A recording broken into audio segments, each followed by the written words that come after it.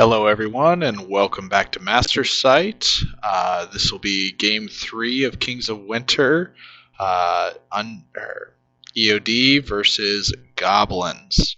I am playing against a repeat on the channel already, Jared Holcomb from Wichita, Kansas.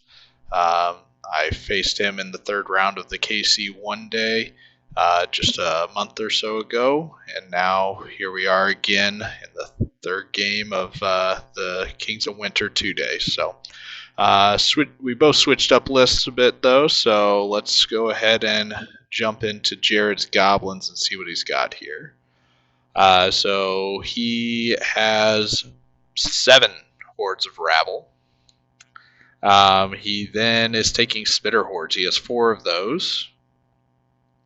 He has 3 rock throwers, 3 war trombones.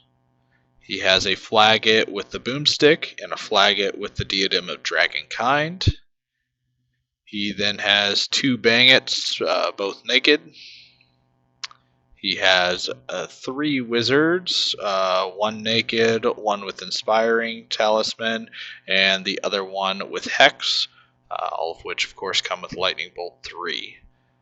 So in total, that's 24 units, 33 unit strength. Just a lot of stuff, as goblins do.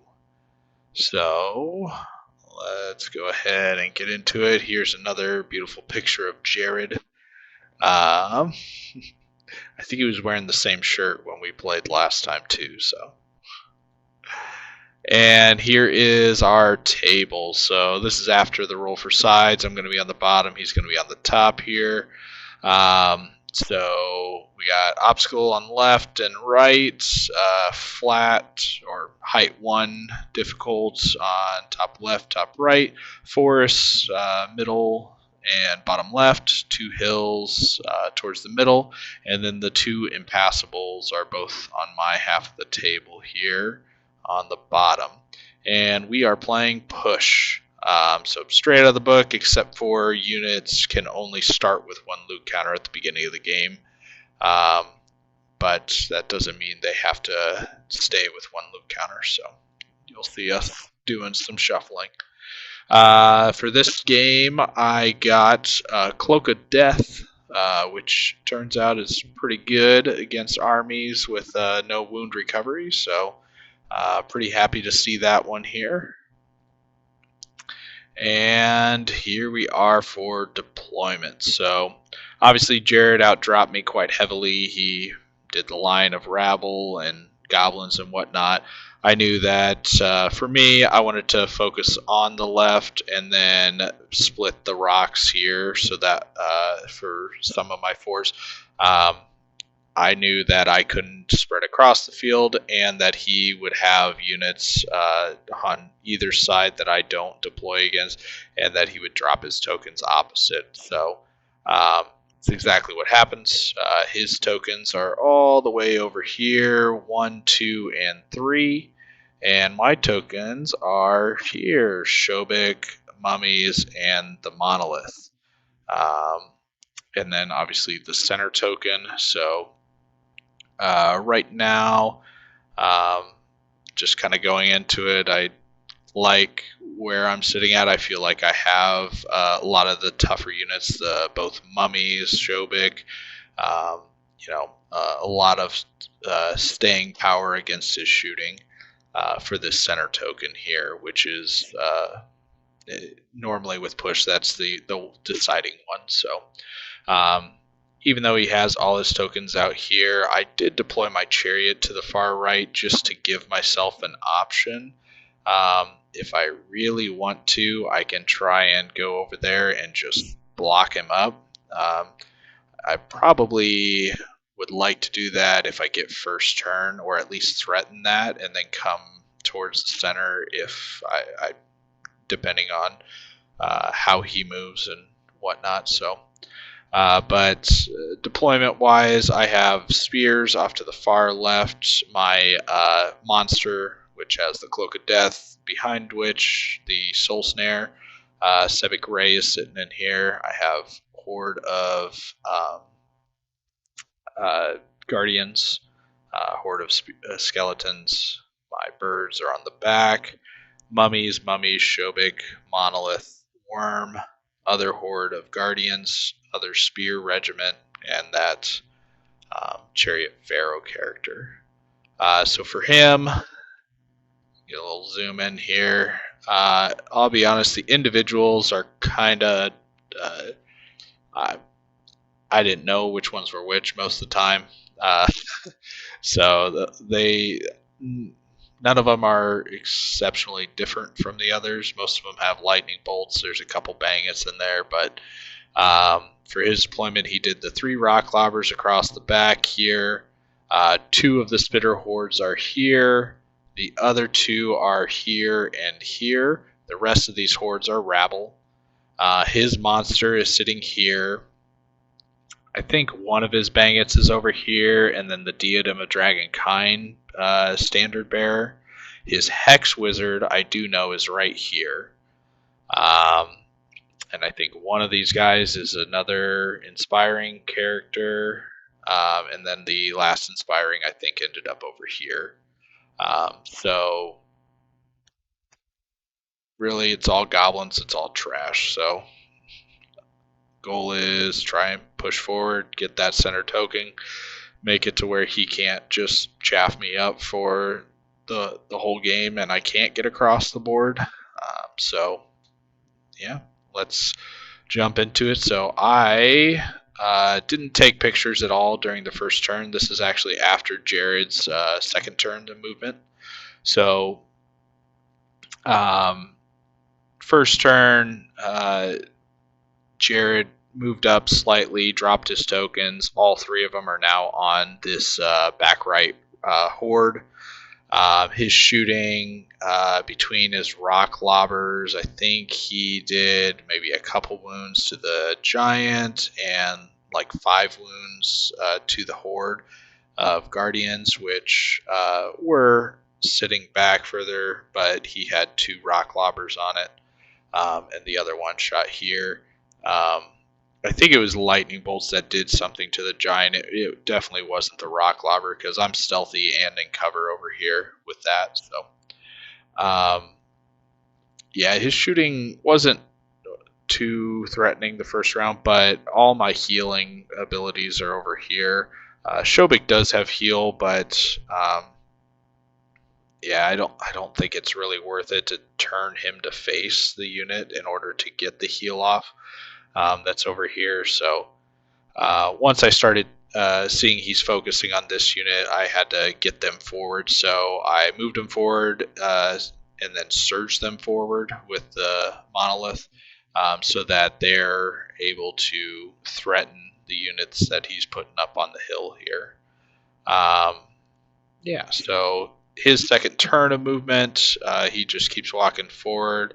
I'm pretty sure he hasn't yet moved this horde, but and then he realizes that I'm coming back in, so he's closing the door here, just holding the line across.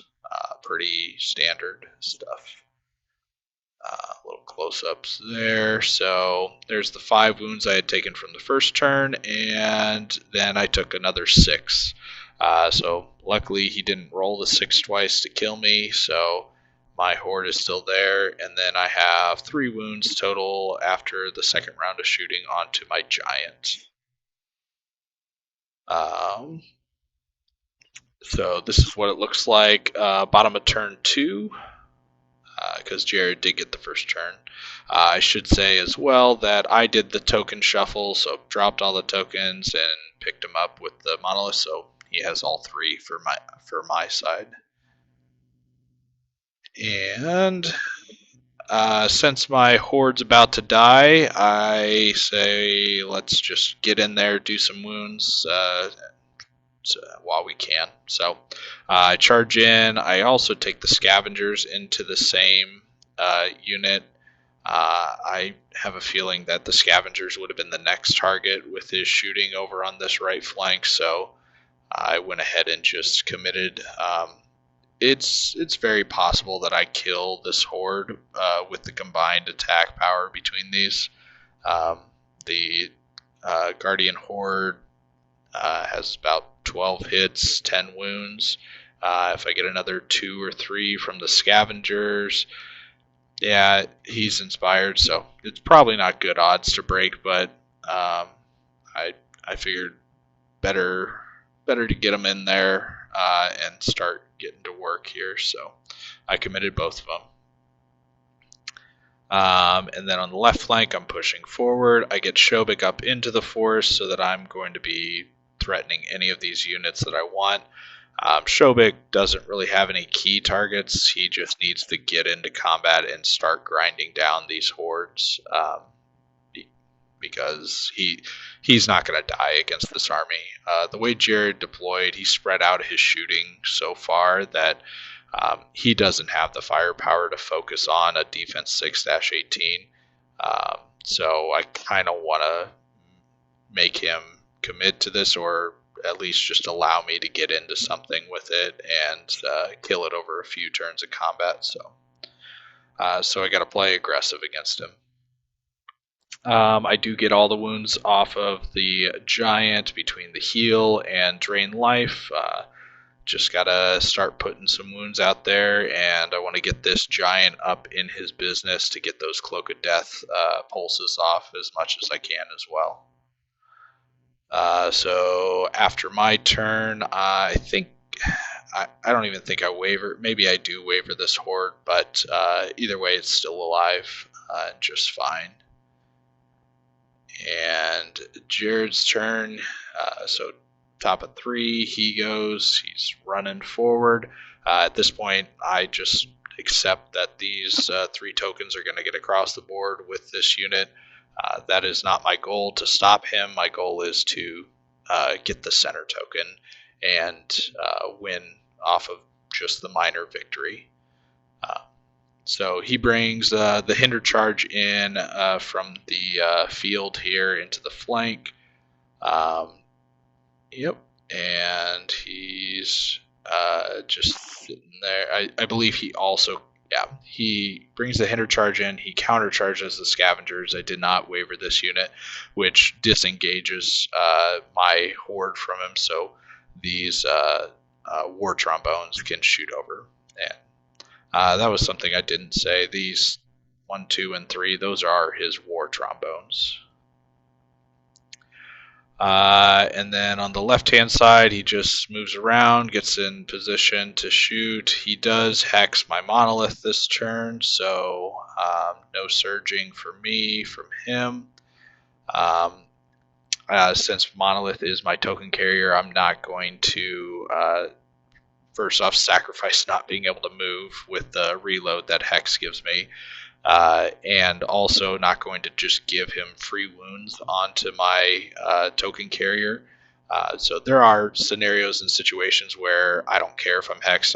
If I need the surge, I'm going to use it. But in this game, I definitely don't need the surge, so I just need to keep him healthy. And at this point, I'm pretty happy that he has not started to focus on the monolith, since it's pretty clear what my intent is with all my tokens in one basket, essentially. So he is focusing other units with the shooting, so right now I'm pretty happy with that. So his shooting takes off the horde as expected. He puts some wounds elsewhere. He starts plucking a wound here, a couple wounds there.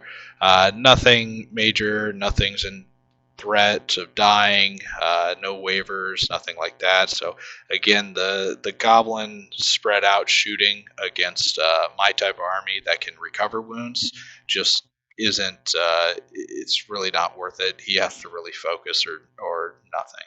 So he does kill the scavengers in combat, and he elects to remain facing that way. Everything's in the front of this horde. Yeah, so this is what it looks like for bottom 3. One thing he did do that I'm going to take advantage of here is that he did move these bowmen forward, and they're touching the hill, which my chariot, as you can see here, Can now see them because they're touching the hill. Otherwise, my chariot's only options were this unit or this unit, which this unit is already quite heavily damaged, so I don't need much to take it out. I do want to kill this unit in order to expose the shooting that's behind it, but I'm looking at this and seeing that I can kind of focus in on some of the other hordes. Again, I'm just trying to create a wall if possible to protect my monolith from coming up here and picking up this last token that I want. So that's what ends up happening. Spears just hold the flank. The troop of mummies come into here. I double charge with the undead worm and the chariot into here to protect the flank. Put Shovik here, frost giant here. I have ensnare. These guys aren't going to do shit to me, and he's butt up against each other here, and these are his bowmen. So I'm also, well, it's only height 1, so I won't get cover from this area terrain, but he has to back up in order to be able to withdraw and then shoot at me. But the frost giant's stealthy, and he's tried to shoot at it for the first 3 turns, and I've recovered all the wounds off of it. So at this point, once it gets in combat, he effectively just gives up on that hope and dream. And then I double charge this rabble horde. I am hindered with both of them, but I've done some wounds with the soul snare into this unit already. So I'm just hoping, I just want to get some more wounds. This put me in a decent position, and it blocked my left flank off from the giant. So I'm pretty happy with the positioning. I moved the scarecrows up and face them towards here so that they effectively, the scavengers being height 3, they effectively can threaten any of his individuals that decide to try and hide behind his lines here. And then I also am giving myself line and distance to charge his war machine here. So just getting a better position, give myself more options. And then I did leave a line for the soul snare to hit his hex caster, which is the main thing that I need to take out here. So that is the goal for shooting, and I don't have a picture of it, but we don't kill it, but we do waver the hex caster. So just a little bit closer shots from across the line here.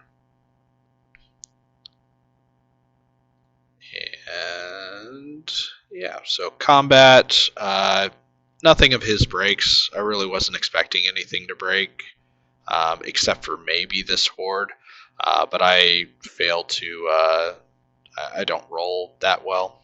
Sorry for the poor quality picture here. But I roll well enough to waver the unit, which isn't the end of the world. I'm holding up these war trombones here. So okay with that.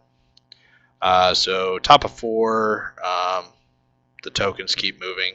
Again, whether they move or not, we basically at this point said, yep, you got him across, you're there, I'm not going to touch him. He just kind of countercharges everywhere he can. I believe I did waver this unit at least, and I think he just backed up both in order to keep a line. He does turn his war trombones over towards these guys, so the front one can shoot the chariot, the back one could shoot the worm. My worm is majority in the forest here. It was close, but he is in, so he is going to get cover. Yeah, otherwise he just kind of maneuvers around a little bit to get some shooting. So his turn's worth of shooting, nothing dies. So his shooting in general hasn't. He didn't spike anything. I think he rolled good for a fireball once or twice on the left flank over here, but nothing that just picked up a unit that wasn't expected or anything. Like him picking up the horde of guardians between the first 2 turns of shooting was about as devastating as it had been. Otherwise, the shooting just kept doing a little bit here and there, but between all my wound recovery options, it just wasn't enough. So this is on to my turn 4. So I do some countercharging, get in there. I countercharge with the chariot before I flew the worm off, so that way he stays unhindered. We'll get a better picture of where that worm went. He went into one of the war machines, and he was able to protect his characters here, keeping them in the front of the scavengers and then blocking off. So I just decided to jump the lines, turn, and face down the lines this way. Again, the center is where I want to win. The left here, I'm pushing up. The key target for me on the left is actually his frost monster, because that's the only thing worth one victory point. Killing goblins and whatnot, it's going to take a lot of goblins dead for me to get attrition points this game. So really, I'm just looking to hold him up as long as I can on the left, and then block on the right and win the center. So we do end up getting a unit over here. So we killed the horde of rabble that was here on the left and reform like this.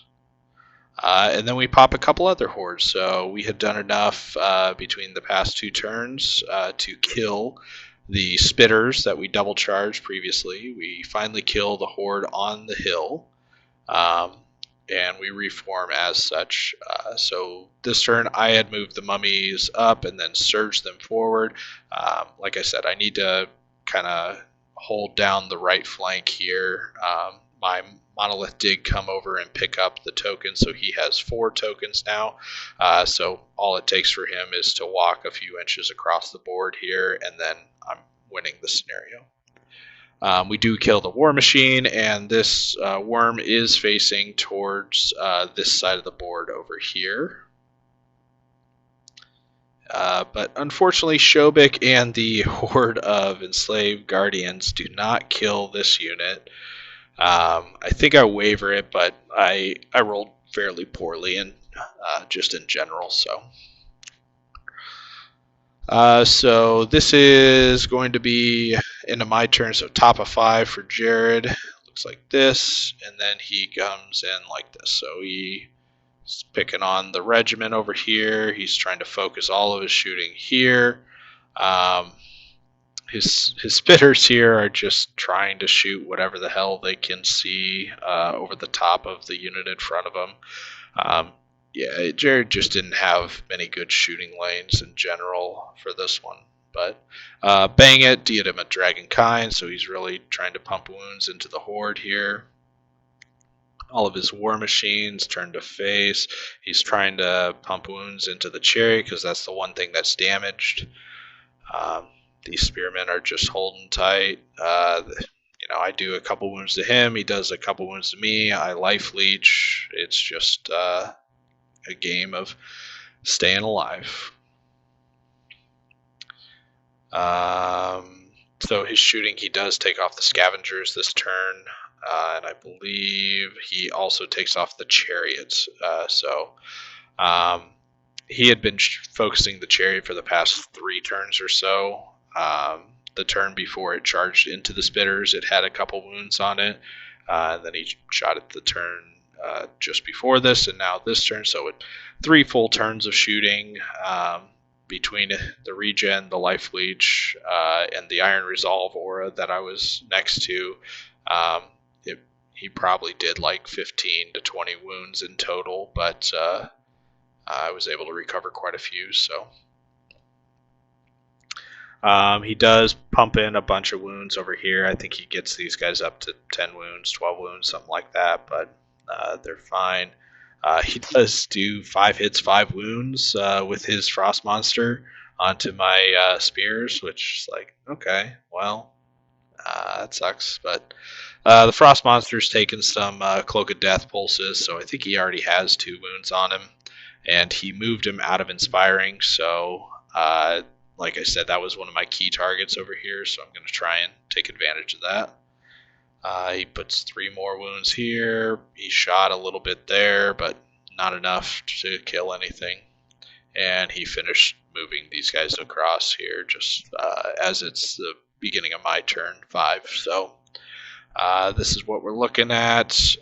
So I go ahead and do some charges. So the worm's taking the flank over here on the horde.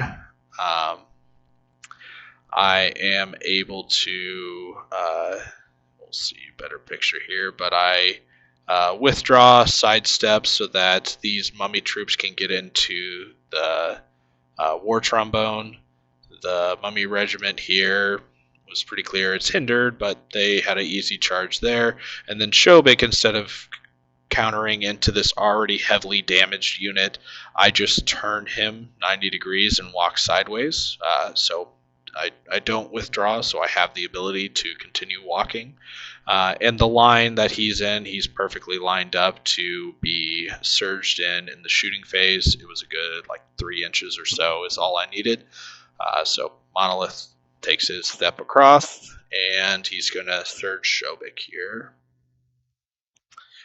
A little better picture of that. And then on the left flank, I countercharge, and then I go ahead and double charge. I want to try and pop this unit here. I do bring back the Soul Snare so that I can shoot into his Frost Monster here. Again, just because it's out of Inspiring range, and it's one of the lower nerves, even though it's a higher defense, it's a lower nerve. I want to try and take it out here so I can get an extra battle point by the end of the game. So this is what it looks like after movement on turn 5 and after combat. So as expected, we do get the surge in for Shobik. We end up popping all 3 of the war machines, and this is how we combat resolution looks. Just move forward, overrun, whatnot.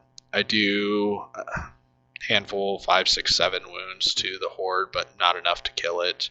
I don't even think I waver it.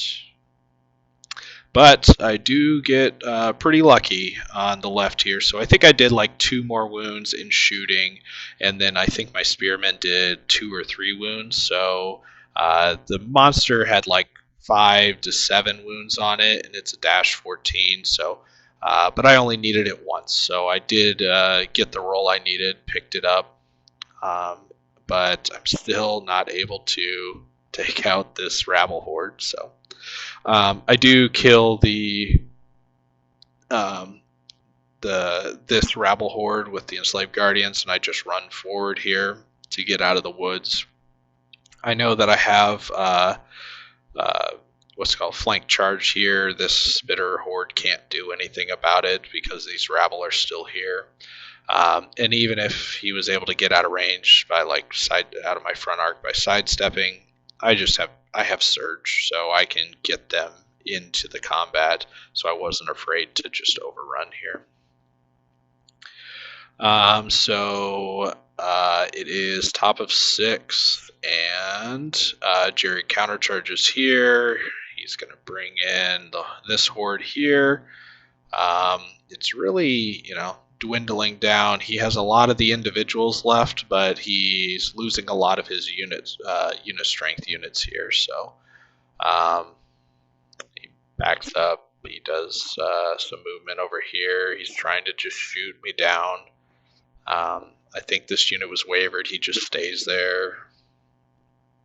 He shoots, does 9 wounds. I am within very inspiring of Sevic Ray here. He does not break me with the 6 twice.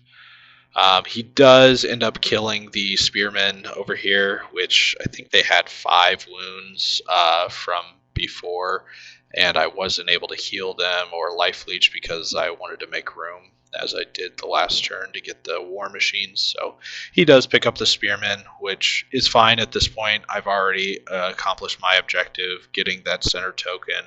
I am in a pretty good spot right now with the mummies in front, Shobig in front. This wall is not going anywhere, so I feel pretty secure, especially it being turn 6, and the monolith hasn't been targeted yet. So at the end of his shooting and combat, again, the only thing he picked up was skeleton spears, so this is bottom 6 to me. He did do a couple wounds on the worm, so it's grounded at the very least here. But grounded worm can still, again, turn exactly 90 degrees, pivot, go running sideways, and I'm going to surge it into the war machine here. So the troop of mummies had the rear, so we went there and then double charged here off the hill. The monolith just decides he wants to be king of the hill. Looking back at this, I probably should have just walked the monolith into the forest to be the safest play. But there's only a possibility for 1 turn's worth of shooting, so I kept him closer by these units over here. So, and then on the left, I just go in, commit. The horde of enslaved guardians are into his goblins here, but he removed that regiment of bowmen. So, and positioning wise, it wasn't even a hindered charge. He was just sticking out from the terrain. So, and I shoot, and I killed his hex caster finally with this round of shooting. And after combat, I kill both these hordes over here on the left. I did a couple wounds to the spitters. He backs off, so he's going to just shoot at me with the individuals. I kill the war machine. I kill both the other hordes on the right, so finally starting to break through, mop things up, and it's just punch the hole in the center, push out to the right, push out to the left. And yeah, that's just where we're at here. So it does go to a turn 7. So Jared's turn 7 here, movement wise. He brings everything around. He wants to shoot off the spearman unit, and then he just stays over here. He knows he can't break anything in combat, so I think he tries to put some more shooting onto this worm, but dash 18 for the worm. It's taken maybe 3 or 4 wounds so far and just kept life leeching down, so it's in a pretty good spot. So at the end of the game, this is where we're at. I don't believe I killed this horde, but so one thing, I just failed to take pictures here, but one thing that this was taken a little preemptively. He does have a Bangit here that he was keeping it behind, and then he realized it's the last turn. I want to kill stuff, so I'll just move it over. So he moves it over here, and everything shoots. He does end up getting the kill on the unit. But he has 3 individuals lined up here, and I have the horde of enslaved guardians now. The guardians are going to be hindered going in here, but I have the cloak of death as well. So what I end up doing is just moving, sidestepping this out of the way, moving to get cloak of death off on everything, and then I took the guardians, and it was I was trying to go individual overrun, flank of the horde. I kill the first individual, but I need a 4 twice to kill the second one, and I roll a 3. So unfortunate, but in the end, it wouldn't have gotten me any extra battle points for attrition or anything. It was just for fun. So I do think I pick up this unit because I had the flank with the undead worm here. So I think Jared just said that we didn't even need to roll it out. He just gave me the horde. Again, the attrition wise, I was well within the +2, -2, and there was no way I was going to exceed it. So the overall score, I only won the scenario by the one objective token. So it was a wash on scenario, just a win-loss, so 14-7, and I think I just got a +2, -2 for attrition. So a 16-5, and then I did get the one bonus point for my monster being alive, and I killed his at the end of the game. So, yeah, it was a fun game. Always fun playing Jared. I think really the key thing, I think he played the scenario well with his right flank pushing the tokens across, but if I were him, I would have committed all the shooting possible to focus in on the token in the center, and I felt like he just spread his lines too thin across the board, and especially spread his shooting with them pretty thin. So I would have, if I was in his shoes, I would have liked to see him focus a lot more on the center objective and taking out the units that come close to it, while also just trying to play for it. I feel like he just moved up a little bit and then just let me come to him. He could have also pushed forward a little bit more aggressively and created a wall across the center line that I had to fight through, which eventually I would have in this particular case, but he could have layered up like 2 hordes deep across the center, and made it to where I had to punch through 2 hordes worth of nerve to be able to cross the center line. I think that could have been a play for Jared to try and win the scenario. I didn't really talk to him about it, but I'm not sure what his game plan was from the beginning, and what his goal was with the deployment, and how he proceeded with the game. So, but my game plan was pretty clear, and I felt like I executed it pretty well. Again, I got pretty lucky. Goblin shooting can be quite dicey. He didn't spike really once this whole game, so nothing died that was just 0 to dead.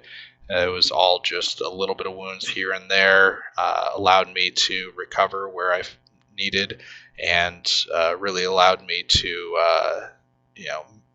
control the game and set the pace for it. So, but like I said, always a blast playing Jared. Had a lot of fun.